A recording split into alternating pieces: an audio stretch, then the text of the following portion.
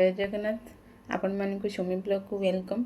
चलन सांग मैंने मुझे देखी आज स्पेशल लसी यहाँ हूँ फैमिली लसी पैक।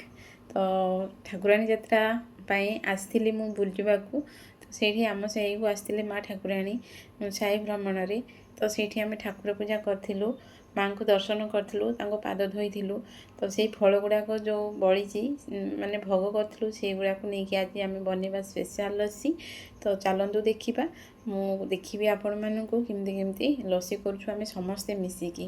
तो देखो ये मो बड़ दीदी सब फल गुड़ाक काटि नौ पूरा छोट छोट पीस करके काटि नौ। ये मु नड़िया कर देखो केते बढ़िया भाव में मु नड़िया कर लसी रे आड करूँ आम पूरा सबू दीटा नड़िया मुझे कोरी देती पूरा छोट छोट होगी मो हाथ पूरा जली गलानी हेले भी ताकू तो कंप्लीट करिवार अछि ना। तो ताकू मु पूरा सरिया पर्यंत करिनेबी एमती हिसाब रे आमे पूरा बहुत एंजॉय करछु समस्ते। मो आमे पांच भौणी आम पांच भौणी जा गोटे जगार ही अच्छु से आड होती मो भाउज आ मो दीटा पुतुरा।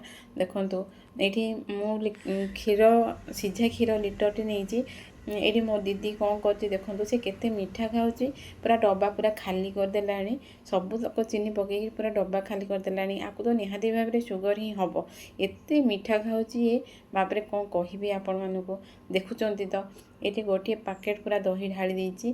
तो देखो आमर जेहेतु गहली फैमिली तो सहीटा को सी फॉलो करी सबूतक क्षीर लिटरटे विथ गोटे पैकेट दही आड कर ताकू नहीं कि आज आम बनइबू आज लसी। खरा दिने बहुत खरा हो खरार मजा उठाऊँ आम घरे बसिकी देखो समस्ते आम बसीचु गोटे जगार आउ समस्ते समस्ते समस्त सब कम व्यस्त अच्छा। तो देखो यही सी छोट छोट कर काटि नहीं आमर फ्रुट्स ता देहरे सी आड कर कि पार्टी भी पकाउची आउ कि जार में पकाउची। तो ये मो भाउज ग्राइंडिंग करुँच पूरा जूस बनाऊँ देखु पूरा सी भी कम लगी जाइए। आ मो पुतुरा सी वीडियो शूट कर देखो पूरा रेडी हो जाइए आमर लसी ग्राइंडिंग। तो आपको आम गोटे जगह ढाली देचु ये आउ थे आड करने को कही कहीं बेसी हो जाता तो दिथर करके ग्राइंडिंग करनबा। ये आम जेहेतु गहली अच्छु तो आमको कम तो पाइबनी। तो ये क्षीर लिटरटे हम से पूरा ढाली देती एकाथरे।